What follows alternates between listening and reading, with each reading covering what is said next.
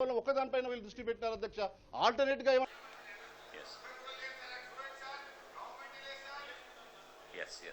Please కూర్చోండి. Please sit down. Please sit down. Yes,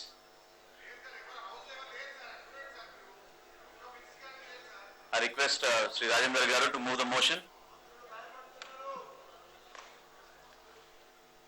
Mr. Speaker, sir, I beg to move under Rule 75 of the Rules of Procedure that this House expresses no confidence in the Council of Ministers, sir.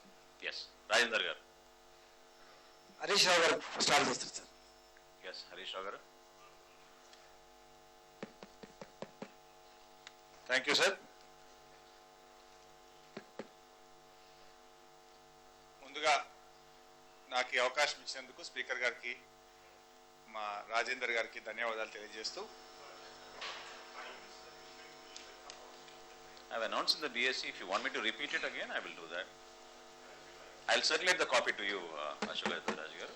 Copy. అధ్యక్ష, ప్రజాస్వామ్యంలో మనం ఈ ప్రభుత్వం 5 సంవత్సరాల కోసం ఎన్నుకున్నటువంటి ప్రభుత్వం. కానీ 5 సంవత్సరాలు ఉండవలసినటువంటి ఈ ప్రభుత్వం మీద ఈరోజు అవిశ్వాస తీర్మానం పెట్టవలసి రావడం నిజంగా ఇది బాధాకరం. అంటే ఈ ప్రభుత్వం ఈరోజు పూర్తిగా ప్రజలకు ఇచ్చినటువంటి మాటల్ని పూర్తిగా మర్చిపోయింది. రాష్ట్రంలో ప్రజలు ఎప్పుడూ లేనంత సంక్షోభాన్ని ఈరోజు ఎదుర్కొంటున్నటువంటి పరిస్థితి ఉంది అధ్యక్ష. సార్, రన్నింగ్ కామెంటరీలు బంద్ పెడితే మేము మాట్లాడతాము. వాళ్ళు రన్నింగ్ కామెంటరీలు పెడితే నేను 1-4 మాట్లాడాల్సి వస్తుంది. ఇంటరప్షన్స్ ఉంటే మాత్రం కంట్రోల్ చేయాల్సిన బాధ్యత మీది సార్, చైర్ది సార్. నేను కూర్చోమంటే కూర్చుంటే సార్, మాట్లాడమంటే మాట్లాడతా. చెప్పాల్సిన విషయాలు చాలా ఉన్నాయి. నేను ప్రారంభం చేయకముందే ఇంతగానో గుమ్మడికాయల దొంగ అంటే భుజాలు చాలా ఉన్నాయి చెప్పేది.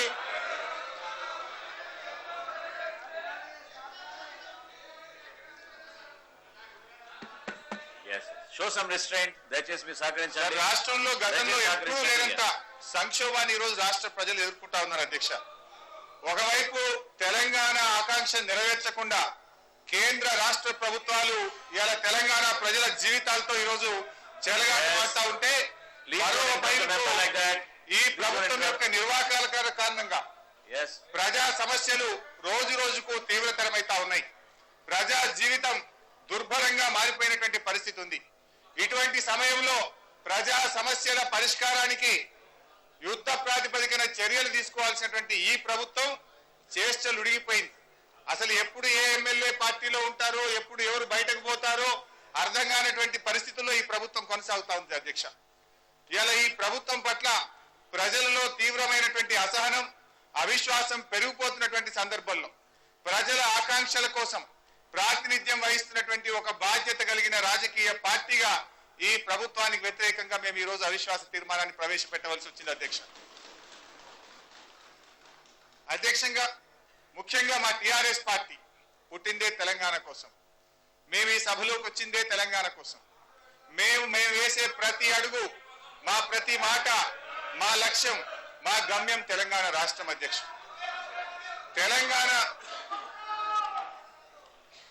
దయచేసి please don't interrupt the member please.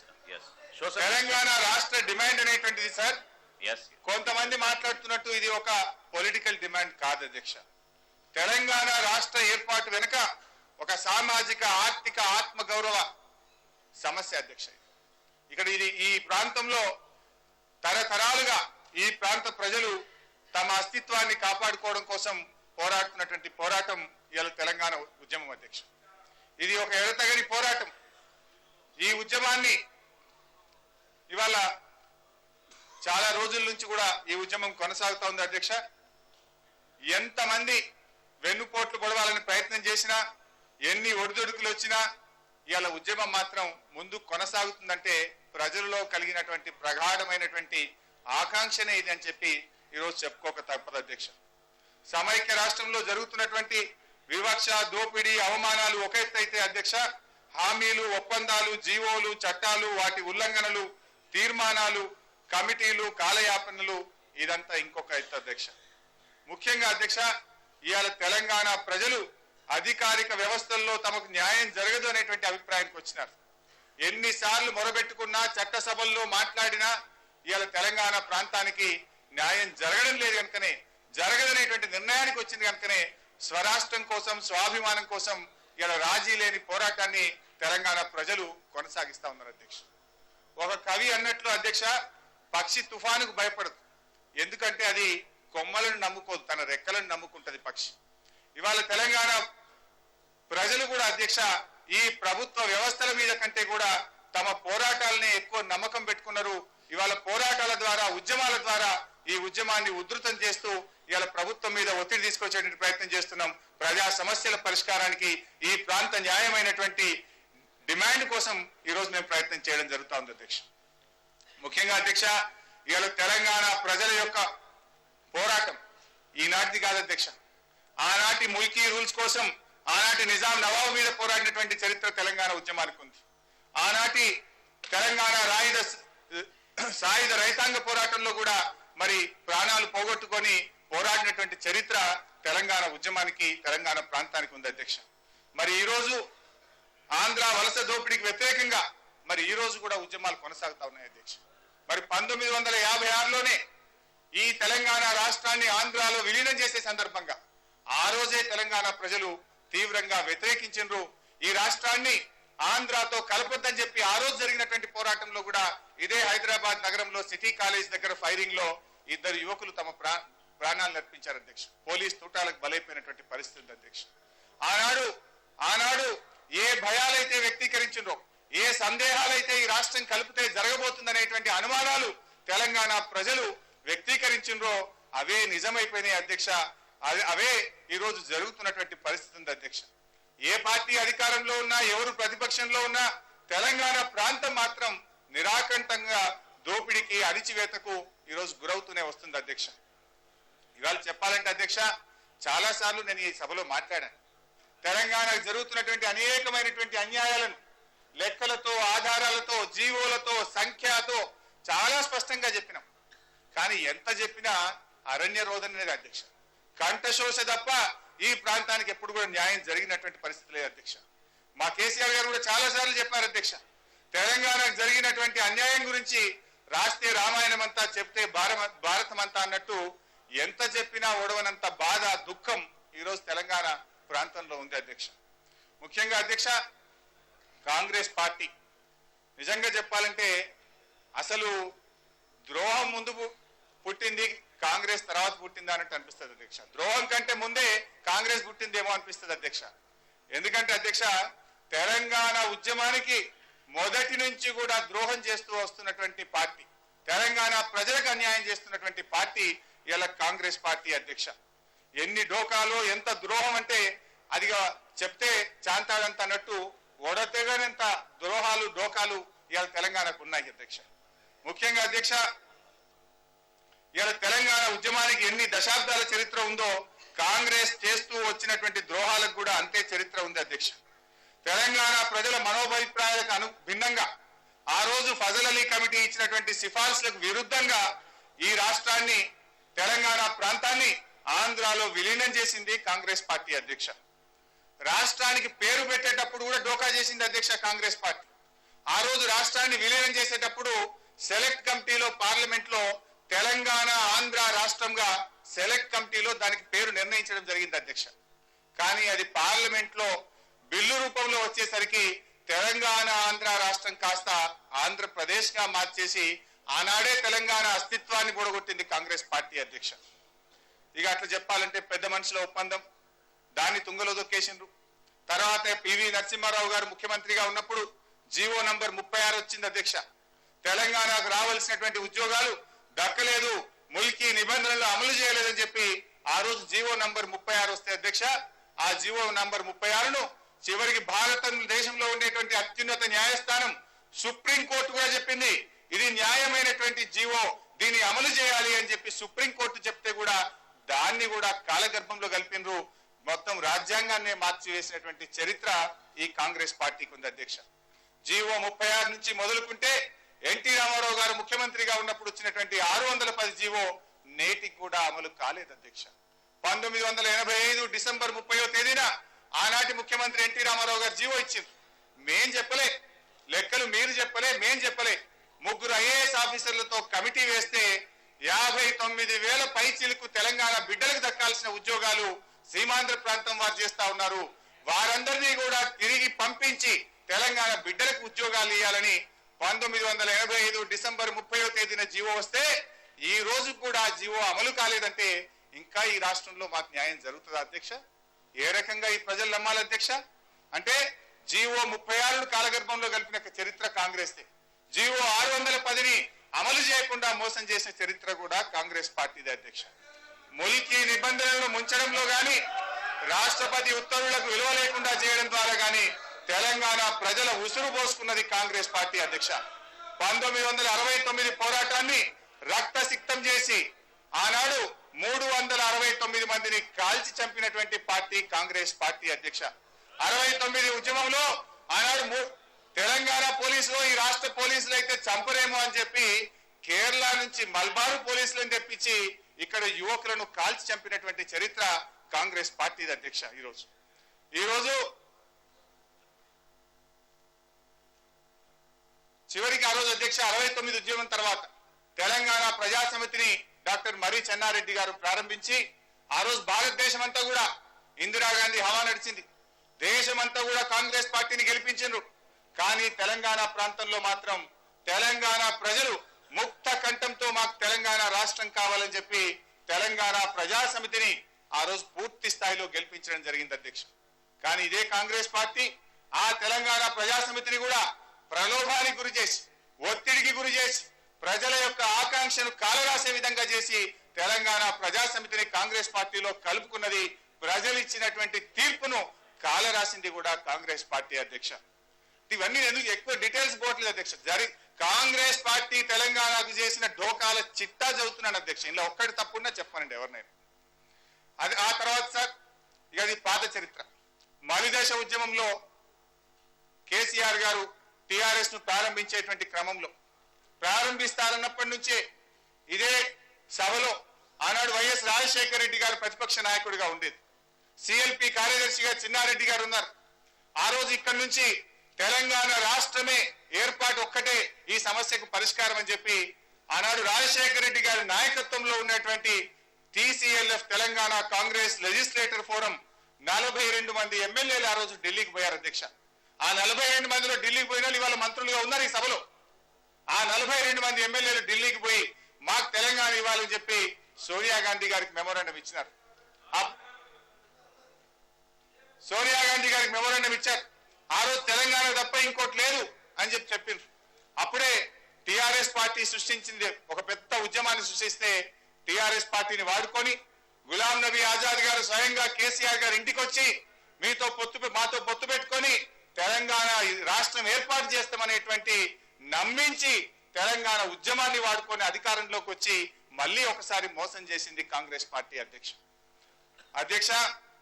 స్వయంగా సోనియా గాంధీ గారు కరీంనగర్ బహిరంగ సభలో టిఆర్ఎస్ గులాబీ జెండాను, గులాబీ కండువాను కప్పుకొని మేము అధికారంలోకి వస్తే తెలంగాణ ప్రజల ఆకాంక్షను నెరవేరుస్తామని స్వయంగా ఈ రోజు వీళ్ళు గొప్పగా చెప్పుకునేటువంటి సోనియా గాంధీ గారు కూడా హామీ ఇచ్చి ఈ రోజు మాట తప్పినటువంటి పరిస్థితి ఉంది అధ్యక్ష.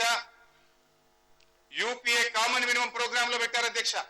కన్సల్టేషన్స్ ద్వారా తెలంగాణ రాష్ట్రం ఏర్పాటు చేస్తామన్నారు.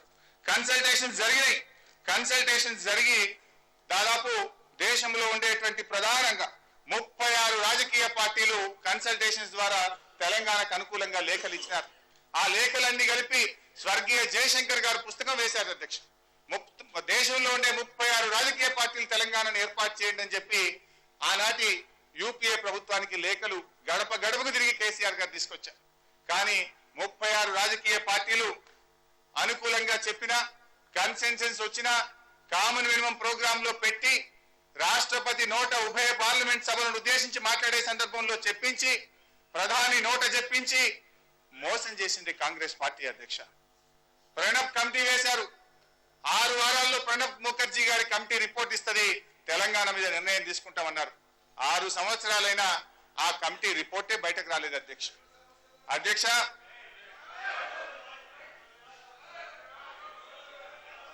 మీకు తెలుసు సార్, అయ్యా మీ పాపాలు చరిత్ర ఎంత చెప్పినా తక్కువే సార్. చాలా ఉన్నది తెలంగాణ చేసిన ద్రోహం. ఉండి బయటకు వచ్చిన ఏడాదికే మీ ద్రోహాన్ని గమనించిన కనుకనే, మీ పాపాలలో పాలు పంచుకోవద్దు అనుకున్న కనుకనే 12 నెలలకే బయటకు వచ్చిన అధ్యక్ష. నమ్మినాం సార్. నమ్మితే నమ్మక ద్రోహానికి పాల్పడ్డ చరిత్ర మీది. నమ్మి మోసపోయినాం. తర్వాత అధ్యక్ష హరీష్ గారు, ఎంత దారుణం అంటే అధ్యక్ష, పొత్తు పెట్టుకున్నటువంటి పార్టీని కూడా చీల్చే ప్రయత్నం చేసిన చరిత్ర కాంగ్రెస్ పార్టీ అధ్యక్ష. గెలిచి పొత్తు పెట్టుకుంటే మా శాసనసభ్యులను ప్రలోభాలకు గురి చేసి రకరకాలుగా పార్టీని చీల్చే ప్రయత్నం చేసి ఉద్యమాన్ని దెబ్బగొట్ట చేసే ప్రయత్నం చేసినటువంటి చరిత్ర కూడా కాంగ్రెస్ పార్టీకే ఉంది అధ్యక్ష. 2009 ఎన్నికల ముందు రోషయ్య గారి కమిటీ వేసింది అధ్యక్ష. కానీ ఆ కమిటీ ఇంతవరకు ఒక్క మీటింగ్ జరగలేదు. అసలు ఆ కమిటీ ఉందా లేదా, ఆ కమిటీ ఏమైపోయిందో ఇవాళటి వరకు కూడా తెలియనటువంటి పరిస్థితి అధ్యక్ష. చివరికి అధ్యక్ష మా నాయకుడు కేసీఆర్ గారు 2009లో ఇక ఏమైనా చేసి ఈ ఉద్యమాన్ని రాష్ట్రాన్ని సాధించాలని చివరికి తన ప్రాణాన్నే ఫనంగా పెట్టి ఆమరణ నిరాహార దీక్షకు పాల్పడినటువంటి పరిస్థితి మీ అందరికి తెలిసిందే అధ్యక్ష. ఆ రోజు ఇదే సభలో మాట్లాడుకున్నాం. ఇదే సభ ఆ రోజు తీర్మానం చేసింది. ఆనాటి ముఖ్యమంత్రి రోషయ్య గారు అఖిలపక్ష సమావేశం పెట్టి ఆ రోజు కేంద్రానికి నివేదిక పంపిస్తే రాష్ట్రమంతా కూడా తెలంగాణ యావత్ కోట్లాది మంది ప్రజలు రోడ్ల మీదకి వచ్చి పెద్ద ఎత్తున ఉస్మానియా యూనివర్సిటీ విద్యార్థులు గాని యువకులు గాని అందరూ కూడా రోడ్ల మీదకి వస్తే అప్పుడు యూపీఏ ప్రభుత్వం తలవంచి డిసెంబర్ 9 అర్ధరాత్రి ప్రకటన చేసింది అధ్యక్ష. సరే చివరికి ఇప్పటికైనా కాంగ్రెస్ సోయికి వచ్చిందేమో, తెలంగాణ ఇచ్చింది, తన పాపాలు కడుక్కున్నదని మేము కూడా సంతోషపడ్డాం అధ్యక్ష. కానీ తన బుద్ధిని పోగొట్టుకోలే అధ్యక్ష. మళ్ళీ డిసెంబర్ 23వ తేదీన యూటర్న్ తీసుకున్నది కాంగ్రెస్ పార్టీ అధ్యక్ష. డిసెంబర్ 23న మళ్ళీ ప్రకటన చేసి మళ్ళీ ఒకసారి డోకా చేసింది అధ్యక్ష. జస్టిస్ శ్రీకృష్ణ కమిటీ అన్నారు. ఇక ఆ కమిటీ గురించి చెప్పాలంటే హైకోర్టే చెప్పింది. ఇక నేనేం చెప్పాల్సింది, దాని డీటెయిల్స్ లో పోవట్లేదు. కానీ అది ఎంత బోగస్ కమిటీయో, ఏ రకంగా మేనేజ్మెంట్ అయిందో, ఏ రకంగా సీక్రెట్ రిపోర్ట్ ఇచ్చిందో, అది చివరికి రాష్ట్రంలో ఉండే అత్యున్నత న్యాయస్థానం హైకోర్టే ఆ కమిటీ నీతి ఏందో కథ ఏందో చెప్పింది అధ్యక్ష. సరే ఆ కమిటీ రిపోర్ట్ వచ్చింది. రిపోర్ట్ వచ్చినాక నిర్ణయాలు లేదు. మళ్ళీ అదే సాచివేత, మళ్ళీ అదే దాటవేత, మళ్ళీ అదే నాంచివేత. చివరికి ఒక గొప్ప పోరాటం, సకల జనుల సమ్మె జరిగింది అధ్యక్ష. భారత స్వాతంత్ర పోరాటానికి గుర్తించే విధంగా భారత స్వాతంత్ర పోరాటం జరిగినటువంటి రీతిలో లక్షలాది కోట్లాది మంది తెలంగాణ ప్రజలు, ఉద్యోగులు, విద్యార్థులు, యువకులు, కార్మికులు ఒక్కరింటి అధ్యక్ష మొత్తం తెలంగాణ మహిళా లోకం కూడా రోడ్లపైకి వచ్చి ఒక చారిత్రాత్మకమైనటువంటి సమ్మె జరిగింది, సకల జనుల సమ్మె అధ్యక్ష. భారత పార్లమెంట్ ను కూడా కుదిపేసింది అధ్యక్ష సకల జనుల సమ్మె. చివరికి మన రాష్ట్ర ముఖ్యమంత్రి గారికి జీతం రానటువంటి పరిస్థితి కూడా జరిగిందంటే ఎంత గొప్పగా సమ్మె జరిగిందో ఒక్కసారి గుర్తు తెచ్చుకోవాల్సినటువంటి అవసరం ఉంది అధ్యక్ష. అటువంటి సమ్మె ప్రజాస్వామ్యంలో బహుశా ప్రజలు అంతకంటే గొప్పగా ఒక ప్రభుత్వం చేస్తున్నటువంటి మోసానికి ఇలా మా రాష్ట్ర ఏర్పాటు ఆకాంక్ష కోసం ఒక అంత గొప్ప సమ్మె జరిగింది, అంత గొప్ప పోరాటం జరిగింది, ఒక ప్రజాస్వామ్య పోరాటం జరిగిందంటే అది తెలంగాణ ఉద్యమంలో జరిగింది, సకల జనుల సమ్మెలో జరిగింది అధ్యక్ష. సరే ప్రధానమంత్రి గారు పిలిచిండ్రు, హామీ ఇచ్చిండ్రు. ఆ రోజు మేము కూడా పోయినాం డెలిగేషన్ లో, సమ్మె విరమించినాం. మేము ఇంత టెన్షన్ లో నిర్ణయం తీసుకోలేం, మీరు సమ్మె విరమించండి, ఒక ప్రశాంత వాతావరణంలో తప్పకుండా నిర్ణయం తీసుకుంటామన్నారు అధ్యక్ష. ఆశించిన అధ్యక్ష, కానీ లేదు. తాపకొక డెడ్ లైన్, దసరా పండుగ, బక్రీదు, దీపావళి, రంజాను, పూటకొక మాట చెప్తూ మళ్ళీ మోసం చేస్తూ వచ్చింది కాంగ్రెస్ పార్టీ అధ్యక్ష. చివరికి అధ్యక్ష ఎఫ్డిఐ మీద పార్లమెంట్ లో ఓటింగ్ వచ్చే సందర్భంలో తెలంగాణ కాంగ్రెస్ ఎంపీలు వాళ్ళు ఓటేయము, మేము నిర్ణయం తీసుకుంటామని కేసీఆర్ గారితో చర్చలు జరిపితే అధ్యక్ష, కేసీఆర్ గారితో తెలంగాణ కాంగ్రెస్ ఎంపీలు చర్చలు జరిగేటువంటి సమయంలో మళ్ళీ అప్పటికప్పుడు మళ్ళీ ఒక మేనేజ్మెంట్ అధ్యక్ష, లేదు మేము అఖిలపక్షం పిలవబోతా ఉన్నాం, నిర్ణయం తీసుకోబోతున్నాం అని చెప్పి అఖిలపక్షం పిలిచిండ్రు అధ్యక్ష. అఖిలపక్షం అయితే పిలిచిండ్రు, స్పష్టంగా చెప్పిండ్రు షిండే గారు, నెల రోజుల్లోగా నిర్ణయం తీసుకోబోతున్నామని చాలా స్పష్టంగా చెప్పిండ్రు అధ్యక్ష. నెల రోజుల్లో ఆ రోజే చెప్పడం కాదు, తర్వాత మధ్యలో 2 సార్లు రీట్రేట్ కూడా చేయడం జరిగింది. కానీ దురదృష్టం ఏంటంటే గులాం నబీ ఆజాద్ గారి రాష్ట్ర వ్యవహారాల ఇన్ఛార్జ్ అంటారు, నెలంటే నెల కాదు, వారం అంటే వారం కాదు అని మాట్లాడతారు. మేము కూడా అనొచ్చు, పార్టీ అంటే కాంగ్రెస్ పార్టీ కాదని ఎకసక్కాలు మాకు కూడా మాట్లాడొచ్చు. ఇది ఎంత అన్యాయం అధ్యక్ష. నెల అంటే నెల కాదు, వారం అంటే వారం కాదని ఒక కొత్త నిర్వచనాన్ని చెప్పి మళ్ళీ ఒకసారి తెలంగాణ ప్రజలని మోసం చేసే విధంగా, హేళన చేసే విధంగా మాట్లాడింది కాంగ్రెస్ పార్టీ అని చెప్పొచ్చు అధ్యక్ష. ఎన్నని చెప్పాలి సార్, ఇవాళ కొత్తగా చెప్పింది కాదు. ఆనాడు రాజశేఖర రెడ్డి గారు ఇక్కడ ఇదే హౌస్ లో ఉండేవారు, ఆ వారుండంగా మాట్లాడేవారు. 100 కోట్ల మంది ఒప్పుకుంటే తెలంగాణ అని మాట్లాడేవారు. తెలంగాణలో ఎన్నికలు ముగిసిన తర్వాత నంద్యాలకు పోయి ఇదే రాజశేఖర రెడ్డి గారు అక్కడ సీమాంధ్ర ప్రజల్ని రెచ్చగొట్టే విధంగా హైదరాబాద్ పోవాలంటే పాస్పోర్ట్ కావాలి, వీసా కావాలని చెప్పి తెలంగాణ ప్రజలను అవమానపరిచే విధంగా, హేళన చేసే విధంగా మాట్లాడింది కూడా ఆ రోజు రాజశేఖర రెడ్డి గారు అధ్యక్ష. నేను ఎవరు వదిలిపెట్ట భాయ్ సాబ్, కాంగ్రెస్ కు నాయి చోటే, తెలుగుదేశం కు నాయి చోటే, వైఎస్ఆర్పీకి నాయి చోటే. మాకు తెలంగాణ ద్రోహం చేసిన ఎవడైనా ఒకటే, చంద్రబాబు అయినా, రాజశేఖర రెడ్డి అయినా, కిరణ్ కుమార్ రెడ్డి అయినా అందరూ ఒకటే. मैं किसी को छोड़ने वाला नहीं है, सबको बोलता हूँ. तोंदर पड़कुनी ఒక లైన్ लाइन वस्तदी, जल्दी कुछ नहीं है. 2 घंटा बात करने के मेरे को और 2 घंटा बोलना है, पूरा निकालता हूँ, डोंट वरी. बहुत सारे बोलने हैं. Yes, yes, yes, yes. Yes, Harish గారు. ఓపికంటే హరీష్ గారు 2 గంటల దాకా మాట్లాడతాను. ఓపుతుంది. ఇక అంత సబ్జెక్ట్ పట్టుకొని వచ్చిన. రాత్రి 11 దాకా మాట్లాడతా. మీ స్పీకర్ చెప్పి టైం ఇప్పి చెప్తా, మొత్తం చరిత్ర చెప్తా. నా దగ్గర శక్తి ఉంది. మీరు 4 గంటలు ఇప్పియండి, నాకు మాట్లాడే శక్తి అయితే నాకుంది. మీరు ఇప్పియండి.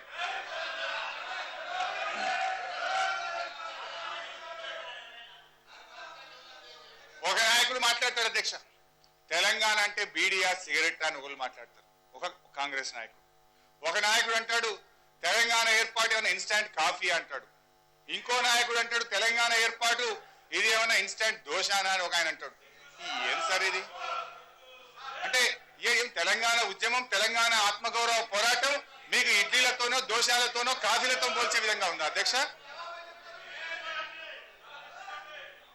అంటే ఇది ఇలా ఈ కాంగ్రెస్ పార్టీకి తెలంగాణ ప్రజల పట్ల కానీ, తెలంగాణ ఉద్యమం పట్ల ఉండేటువంటి దృక్పథం అని మేము అనుకోవాలని నేను అడుగుతా ఉన్నాను అధ్యక్ష.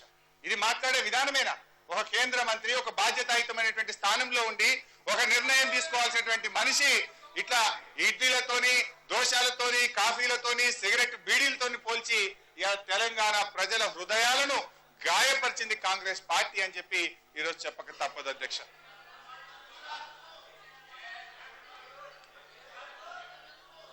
బాధ ఏంటంటే అధ్యక్ష, ఇప్పుడు పార్లమెంట్ లో కూడా మనం చూసాం అధ్యక్ష, ఒక రైలు యాక్సిడెంట్ జరిగితే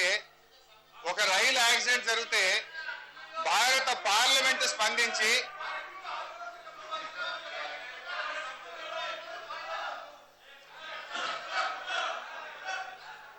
అధ్యక్ష I'll give you.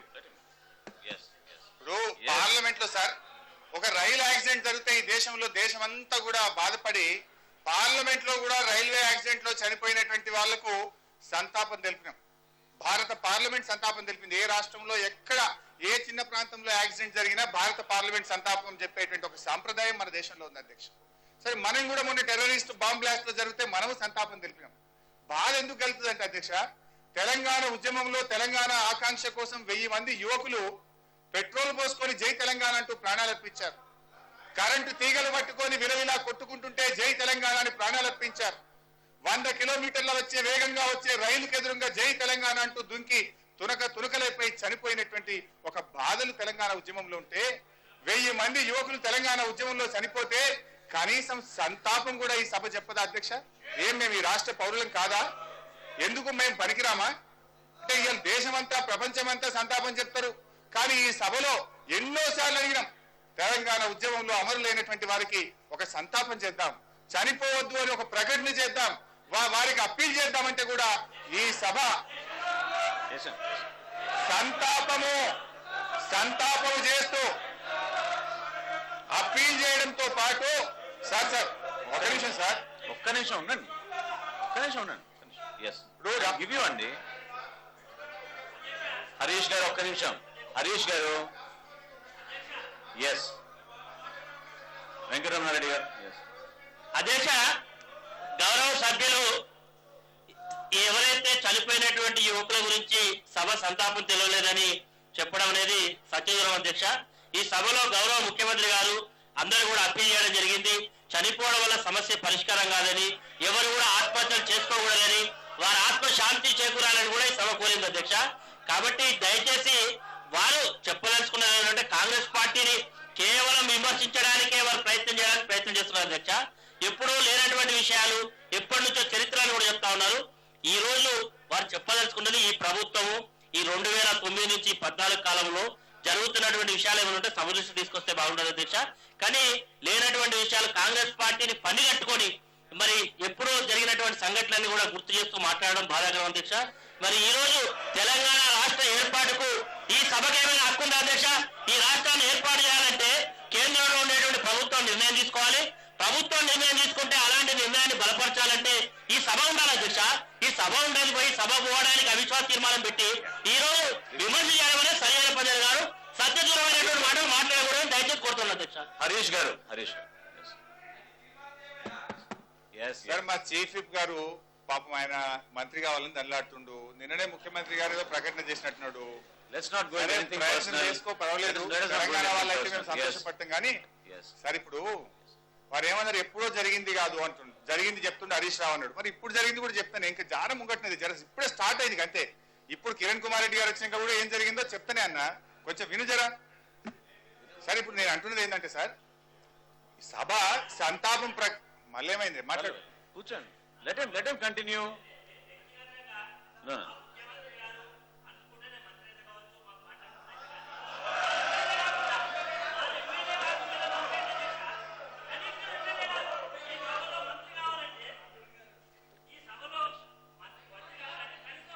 Yes. సభ్యుడు కావాలి అధ్యక్ష. మరి సభ్యుడు కాకుండా మరి పెద్దలు కేసీఆర్ గారి యొక్క ఆశీర్వాదంతో కాంగ్రెస్ పార్టీ ఆ రోజు ఉన్నటువంటి ముఖ్యమంత్రి గారి సహకారంతో వారైతే మంత్రి అయ్యలేదు అధ్యక్ష. నేను ఎమ్మెల్యేను, ఎమ్మెల్సీగా చేసిన తర్వాత పార్టీలో చాలా ఏళ్ళు పనిచేసిన నేను తప్పున మా ముఖ్యమంత్రి గారు అనుకుంటా అయితే కావచ్చు. కానీ ఇట్లా వ్యక్తిగతంగా మాట్లాడితే మంత్రి కావాలని నేను మాట్లాడుతున్నాను, ఇది బాధాకరం అధ్యక్ష. అట్లా మాట్లాడడం మంచి పద్ధతి. Let us avoid anything personal. Harish గారు, మా రంగారెడ్డి గారికి ఒక్క మాట let us చెప్పదలుచుకున్నాను. avoid anything personal. తెలంగాణ ఉద్యమం ఉంది కనుకనే నీకు ఆ చీఫ్ విప్ దొరికింది రమణన్న.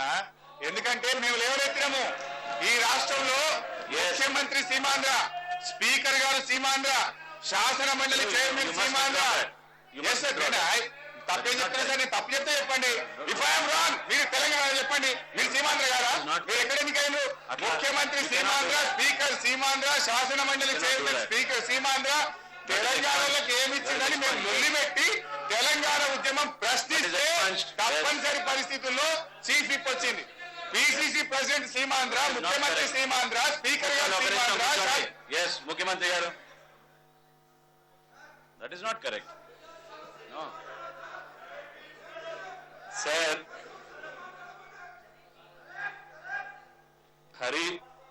టిఆర్ఎస్ వారు నో కాన్ఫిడెన్స్ మోషన్ పెట్టారు. మోషన్ గురించి మాట్లాడమండి. పర్సనల్ గా పోతే చాలా కష్టం. ఇక్కడ ఎవరు కూడా మీ దయాదాక్షిణ్యం వల్ల కాలేదు. ఇక్కడ నేను ముఖ్యమంత్రి అయినా అంటే కాంగ్రెస్ పార్టీ వల్ల మా సభ్యులు ఉన్నాం కాబట్టి మేమయ్యాం. అక్కడ స్పీకర్ గారు ఎన్నుకోబడ్డ స్పీకరు మీ దయాదాక్షిణ్యం కాలేదు. మేము పిసిసి అధ్యక్షుడు, మా పార్టీ డిసైడ్ చేస్తుంది. నువ్వు మంత్రి అయినప్పుడు కూడా మా దయాదాక్షల వల్ల నువ్వు రాజకీయాల్లోకి వచ్చావు. మంత్రి అయినావు, నీకు భిక్షం పెట్టావు, అందుకనే మంత్రి అయ్యావు నువ్వు. అది మర్చిపోవద్దు. నేరుగా మీరు నో కాంగ్రెస్ మోషన్ పైన మాట్లాడుకుంటే ఎంతవరకైనా మాట్లాడి మేము సమాధానం చెప్తాం. ఇక్కడ జరగాల్సిన అంశం పైన లేక ప్రభుత్వం పైన పెట్టిన నో కాన్ఫిడెన్స్ లో మేము అన్నిటికీ జవాబిచ్చేదానికి సిద్ధంగా ఉన్నాం. మీరేమేమి చేశారో అది కూడా చెప్పడానికి సిద్ధంగా ఉన్నాం మేము.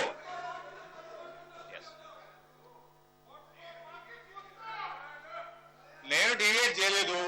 రమణారెడ్డి గారు లేచి మా ముఖ్యమంత్రి దయ ఉంటే నేను మంత్రి అవుతా అని అన్నాడు.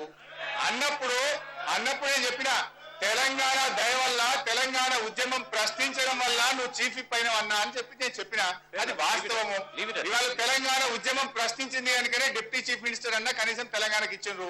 ఇన్నేళ్ల నుంచి ఎప్పుడైనా డిప్యూటీ చీఫ్ మినిస్టర్ ఇచ్చిండ్రా తెలంగాణకు? ఇవాళ పిసిసి ప్రెసిడెంట్, ముఖ్యమంత్రి, స్పీకర్, చైర్మన్ మొత్తం సీమాంధ్రకి ఇచ్చిండ్రు. ఉద్యమం వచ్చింది, ప్రశ్నించింది కనుక కనీసం ఇవాళ ఇవైనా అంటే సార్ ఇప్పుడు నేను చెప్పినట్టు తప్పు ఉంటే ఎక్స్పెల్ చేయండి.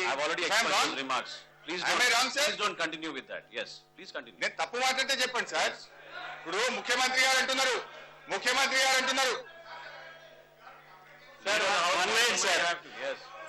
సార్, కాంగ్రెస్ పార్టీ తెలంగాణ ప్రాంతం వ్యక్తిని ప్రధానమంత్రి చేసింది, దేశానికి ప్రధానమంత్రి ఇచ్చింది. అది మర్చిపోవద్దండి. దేశానికి ప్రధానమంత్రి చేసిన ఘనత కాంగ్రెస్ పార్టీకి ఉన్నది. సార్ పాపం ఆ ప్రధానమంత్రి గారికి కాంగ్రెస్ పార్టీ ఢిల్లీలో బొంద పెట్టడానికి గజం జాగ కూడా ఇయ్యని చరిత్ర ఈ కాంగ్రెస్ పార్టీనే.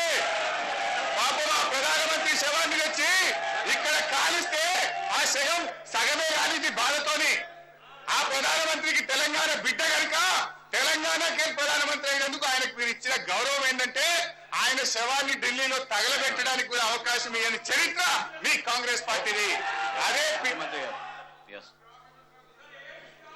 సార్, వారి కుటుంబంతో మాట్లాడిన తర్వాత ఇక్కడ వారి పివి నరసింహారావు గారి ఇది చేయటం జరిగింది. వారి కుటుంబ మాట్లాడిన తర్వాత ఇది దురదృష్టకరం. ఒక ప్రధానమంత్రిగా ఉన్న వ్యక్తి పైన ఇదేనా మీ తెలంగాణ పైన ఉన్న గౌరవం? ఈ విధంగా అసెంబ్లీలో మాట్లాడేది ఇదా మీరు చూపించే గౌరవం అనేది ఒక్కసారి తెలుసుకోవాలి. వారికి ఎట్లా వేరే వాళ్ళని గౌరవించేది లేదు, నోటికి ఏదొస్తే అది మాట్లాడేది వాళ్ళకి అలవాటైంది. పివి నరసింహారావు గారు తెలంగాణ నుంచి ప్రధానమంత్రి అయితే వారి గురించి ఈ హౌస్ లో ఈ విధంగా మాట్లాడేది సమంజసమా? ఒక్కసారి ఆలోచన చేసుకోండి. మీరు తెలంగాణ గురించి మాట్లాడే హక్కు మీకుందా? పివి నరసింహారావు తిడుతూ అనేది ఒకసారి ఆలోచన చేసుకోండి. స్పీకర్ సార్, ఇప్పుడు వాళ్ళు ఇంటరప్షన్ చేసినప్పుడు I'm bound to give them reply. Please you have to allow me. ఇప్పుడు వాళ్ళు మధ్యలో వచ్చి ఒకటి మాట్లాడితే నేను రెండు చెప్పాల్సి వస్తుంది. డెఫినెట్ గా చెప్పనియాలి మేము. ఇవాళ మా తెలంగాణ బిడ్డ కనుకనే మేము గర్వంగా చెప్తున్నాం మా పివి నరసింహారావు గురించి. మీరు ఇవాళ ఈ హౌస్ లో చెప్పట్లేదు, ఆ రోజే చెప్పినాం మా పివి నరసింహారావు గారిని అవమానపరిచిండ్రు అని. నేను అడుగుతా ఉన్నా ముఖ్యమంత్రి గారిని, నిజంగా మీకు అంత ప్రేమ ఉంటే ఢిల్లీలో ఇలా చనిపోయిన ప్రతి ప్రధానమంత్రికి ఒక ఘాట్ నిర్మాణం చేసిండ్రు. పివి నరసింహారావు గారి మీద కనీసం ఒక గుంటడి జాగనన్నా ఢిల్లీలో పెట్టారా సార్? ఒక ఘాట్ అయినా పెట్టారా అధ్యక్ష? ఆయనకు మీరు ఇచ్చే గౌరవం ఇదేనా అధ్యక్ష? అధ్యక్ష, మొన్న పివి నరసింహారావు గారి బర్త్డే అనుకుంటా, ఆ రోజు ఎవ్వరు పట్టించుకోకపోతే ఒక ప్రైవేట్ పత్రిక వాళ్ళు ప్రోగ్రామ్ పెట్టి ఇన్వైట్ చేస్తే వీళ్ళు మర్చిపోయిన మొత్తానికి. వీళ్ళ పివి నరసింహారావు ఎంత గౌరవం అంటే గాంధీ భవన్ లను ముఖ్యమంత్రి గారు ఎక్కడ ఘాటు దగ్గరనో ఒక చిన్న ప్రోగ్రామ్ చేయలే. ఈ రాష్ట్రంలో ఈ సంవత్సరం ఒక పత్రిక వాళ్ళు ప్రోగ్రాం పెడితే అక్కడికి పోయి దండేసినటువంటి పరిస్థితి. వీళ్ళకి మా తెలంగాణ పివి నరసింహారావు మీద ఉన్న గౌరవం ఈ ప్రభుత్వానికి ఏ పార్టీదో అర్థమవుతుంది అధ్యక్ష. ముఖ్యమంత్రి గారు అంటున్నారు ఈ ప్రభుత్వం దయాదాక్షిణ్యాల మీద నేను మంత్రి అయినట్ట. తెలంగాణ ఉద్యమం మీద, తెలంగాణ ప్రజల దయాదాక్షిణ్యాల మీద ఈ కాంగ్రెస్ పార్టీకి జీవం పోసినాము. ఆ రోజు తెలుగుదేశం పార్టీ చేతిలో చావు చచ్చి 2 సార్లు ఓడిపోయి దిక్కులేని పరిస్థితిలో ఉన్నటువంటి కాంగ్రెస్ పార్టీకి జీవం పోసిందే తెలంగాణ ఉద్యమం, తెలంగాణ ప్రజలు తప్ప మీరు కాదు అని చెప్పి నేను మనవి చేస్తా ఉన్నా.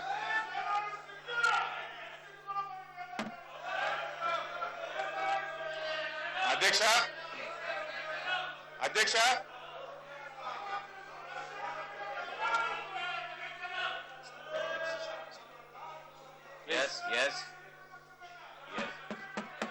Yes, please show some restraint. Yes. సరే అధ్యక్ష, మా యువకులు చనిపోతే ఇప్పుడు ఇష్యూ ఎక్కడ డైవర్ట్ అయింది అధ్యక్ష? నేను ఏమన్నా అధ్యక్ష అంటే మా యువకులు, మా విద్యార్థులు చనిపోతే కనీసం సభ సంతాపం చెప్పలేదు, సభలో ఒక తీర్మానం చేయలేదు అని నేను అన్నాను. నిజంగా చేసిందా? ఇప్పటికైనా నేను అప్పీల్ చేస్తున్నా, వారిని గౌరవించాలంటే మనం ఈ సభలో ఒక తీర్మానం చేద్దాము, వారి కుటుంబ సభ్యులందరికీ కూడా సంతాపం తెలియజేద్దామని చెప్పి కూడా నేను ఇప్పుడు కూడా మళ్ళొక్కసారి కోరుతా ఉన్నాను అధ్యక్ష. అదే విధంగా అధ్యక్ష, అంటే ఇది ఎవ్రీవేర్ ఉంది అధ్యక్ష. అంటే ఇంకో చిన్న ఎగ్జాంపుల్ కూడా నాకు ఎందుకో చెప్పక తప్పని పరిస్థితి ఉన్నది అధ్యక్ష. గతంలో అంటే రాష్ట్రం ఒకటే, ప్రభుత్వం ఒకటే, ముఖ్యమంత్రి ఒకటే, ఈ రాష్ట్ర పౌరులందరికీ కూడా ఒకే విలువ ఉండాలి. మా సింగరేణి కాలనీలో నిన్న కూడా ఒక కార్మికుడు బొగ్గుబాయిలో బొగ్గు తీయవై చనిపోయింది అధ్యక్ష. సింగరేణి కార్మికుడు చనిపోతేనేమో 5 లక్షల రూపాయలు ఎక్స్గ్రేషియా ఇస్తున్నారు అధ్యక్ష. ఇదే రాష్ట్రంలో వైజాగ్ స్టీల్ ప్లాంట్ లో ఒక కార్మికుడు ప్రమాదవశాత్తు చనిపోతే 20 లక్షల రూపాయలు ఎక్స్గ్రేషియా ఇస్తారు అధ్యక్ష. అంటే రాష్ట్రం ఒకటే, ప్రభుత్వం ఒకటే,